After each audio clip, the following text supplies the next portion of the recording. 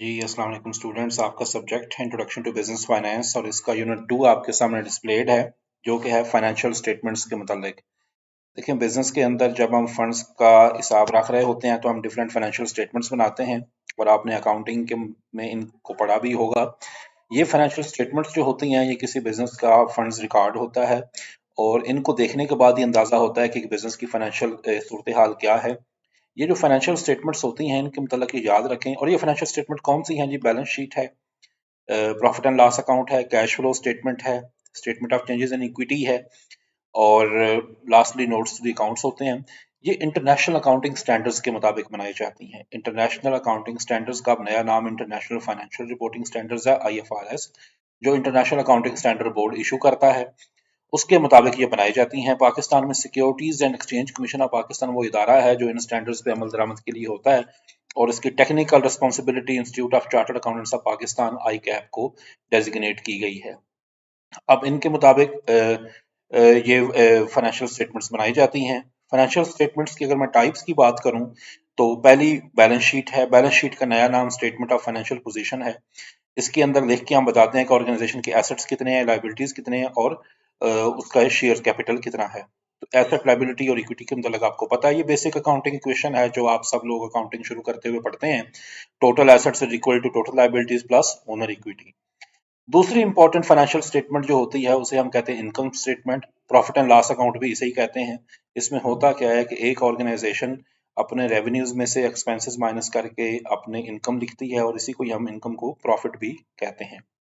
और आपको पता है कि इस तरह का एक फॉर्मेट बनता है। हम सबसे पहले सेल्स लिखते हैं, फिर cost of goods sold minus करते हैं, उसके बाद ग्रॉस प्रॉफिट आता है, उसमें से ऑपरेटिंग एक्सपेंस माइनस करते हैं।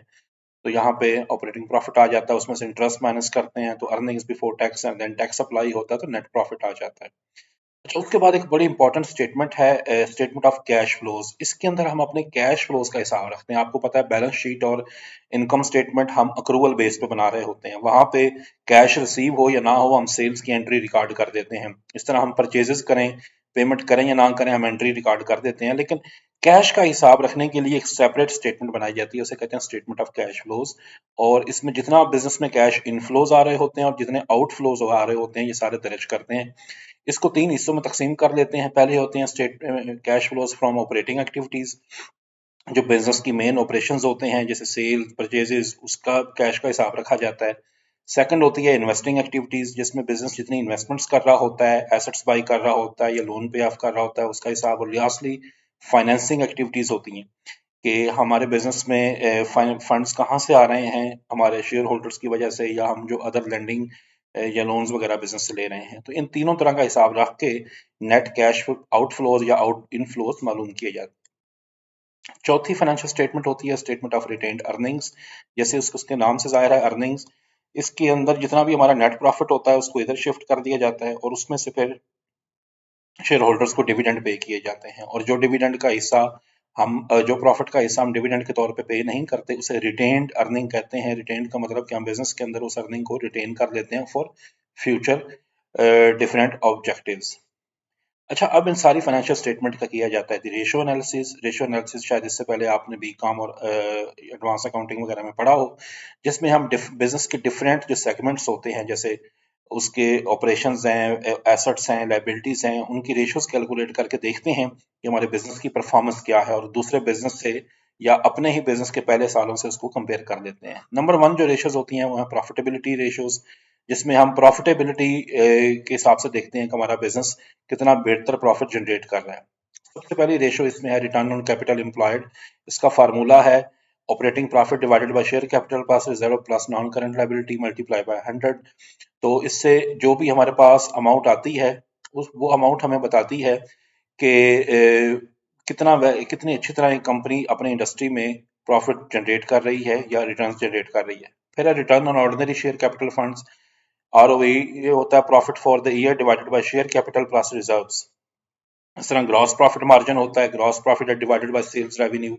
ये हमें बताता है कि हम सेल्स के कितने हिस्से जो है वो रेवेन्यू के तौर ग्रॉस प्रॉफिट के तौर पे आ रहा है और कॉस्ट ऑफ गुड्स सोल्ड में कितना जा रहा है। देन ऑपरेटिंग प्रॉफिट मार्जिन या रेशो हम कैलकुलेट करते हैं, जिसमें ऑपरेटिंग प्रॉफिट को सेल्स रेवेन्यू से डिवाइड किया जाता है और इसमें हम देखते हैं कि बिजनेस के ऑपरेशंस मीट करने के बाद हमारे पास कितना प्रॉफिट है। एक दूसरी तरह की रेशियोज होती हैं, उन्हें कहते हैं एक्टिविटी रेशियोज, जो बिजनेस की डिफरेंट एक्टिविटीज की इफेक्टिवनेस हमें बताती हैं। जिसमें एक है sales revenue to capital employed ratio. Sales revenue को डिवाइड किया जाता है share capital plus reserve plus non current liability से। ये रेशियो हमें बताती है कि बिजनेस ने जो प्रॉफिट जनरेट किया है वो कितने बेहतर अंदाज में सेल्स के जरिए हमने अपने एसेट्स को यूज किया है और उससे सेल जनरेट की हैं। फिर इन्वेंट्रीज टर्नओवर पीरियड रेशो होती है, inventories divided by inventories used multiply by number of days 365। तो इस तरह इन सेटलमेंट पीरियड के हवाले से भी रेशोज हैं, जैसे डेज ट्रेड रिसीवेबल रेशो बताती है कि कितना अरसे तक हमारा जो उधार है वो लोगों के पास रहता है और कितनी जल्दी हम रिकवर कर पाते हैं। इसके फार्मूले भी दिए हुए हैं। अच्छा, फिर एक और टाइप है रेशो की जिन्हें हम लिक्विडिटी रेशो कहते हैं, कि हमारे पास बिजनेस में लिक्विडिटी यानी कैश कितना होता है। उस हवाले से दो रेशोज हैं, करंट रेशो होती है, सबसे ज्यादा ये यूज होती है, current asset divided by current liabilities. तो ये रेशियो 1 के बराबर होनी चाहिए और अगर हायर देन 1 है तो ये स्ट्रॉन्ग लिक्विडिटी पोजीशन शो करती है। इस तरह एसिड टेस्ट रेशियो और क्विक रेशियो भी इसे ही कहते हैं। Current assets minus inventories divided by current liabilities, ये भी लिक्विडिटी को शो करती है। फिर एक कैपिटल गियरिंग रेशियो होती है, जो ये non current liabilities divided by share capital plus reserves होती है। ये भी हमें बताती है कि हमारे बिजनेस में ओवरऑल हमारी गियरिंग कितनी, गियरिंग से मुराद कि हमारा बिजनेस कितना लोन पे चल रहा है या लायबिलिटीज पे चल रहा है। इस तरह इंटरेस्ट कवरेज रेशो होती है, operating profit divided bye interest coverage, कि हमारा प्रॉफिट कितना है इंटरेस्ट एक्सपेंसेस को मीट करने के लिए। फिर एक लास्टली एक और कैटेगरी ऑफ रेशियोज है, उसे इन्वेस्टर रेशियो कहते हैं। जब भी इन्वेस्टर हमारे बिजनेस में इन्वेस्ट करते हैं तो वो 3-4 रेशियोज को देख के करते हैं। अर्निंग्स पर शेयर रेशो होती है, इसमें profit for the year divided by number of shares.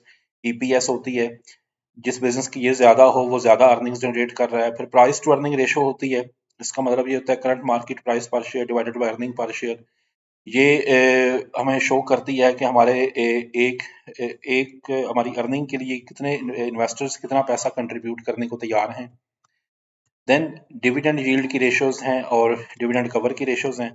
यहाँ पे आगे एग्जांपल्स दी हुई हैं कुछ, और कुछ रेशियोज कैलकुलेट की हुई हैं, इनको आप देख लीजिएगा, फार्मूले वही हैं जो ऊपर लिखे हुए हैं। फिर दो और तरह के एनालिसिस होते हैं, एक होता है वर्टिकल एनालिसिस। वर्टिकल एनालिसिस आप फाइनेंशियल स्टेटमेंट्स का करते हैं जैसे वर्टिकल वे में, जिसमें किसी एक फिगर को आप बेस बना लेते हैं, सपोज सेल को बेस बना लेते हैं और अपने सारे इनकम स्टेटमेंट के आइटम को परसेंटेज वाइज शो कर देते हैं, सेल्स की एज ए परसेंटेज ये आइटम कितने। इस तरह बैलेंस शीट का भी वर्टिकल एनालिसिस आप कर सकते हैं। इस तरह हॉरिजेंटल एनालिसिस भी एक चीज होती है। हॉरिजेंटल एनालिसिस में आप ओवर द ईयर कंपैरिजन कर सकते हैं। मिसाल के तौर पे कास्ट ऑफ गुड्स सोल्ड हमारी इस साल कितनी थी, उससे एक साल पहले कितनी थी, उससे एक साल पहले कितनी थी। तो उसमें किसी एक साल को आप बेस बना लेते हैं ईयर, और बाकी सालों को उसके हिसाब से आप कंपेयर कर लेते हैं। तो हॉरिजेंटल और वर्टिकल एनालिसिस हमारी हेल्प करते हैं डिफरेंट परफॉर्मेंसेस को मेजर करने के लिए। तो ये आपका रेशियोज का चैप्टर था जी। इसमें एक तो फार्मूले बहुत गौर से देख लें और हर फार्मूले की इंटरप्रिटेशन आपको आनी चाहिए। इसके साथ साथ पेपर में इसके हवाले से एक न्यूमेरिकल भी आ सकता है, जिस तरह की एग्जांपल दी हुई है, इसको अच्छी तरह कर लें। अगर आपको फार्मूले अच्छी तरह आते हैं तो पेपर में अमाउंट्स आपको दी होंगी, आप उनको बेहतर वे में कैलकुलेट कर सकते हैं, लेकिन हर रेशो की इंटरप्रिटेशन आपको आनी चाहिए। बहुत शुक्रिया जी आप लोग, थैंक यू।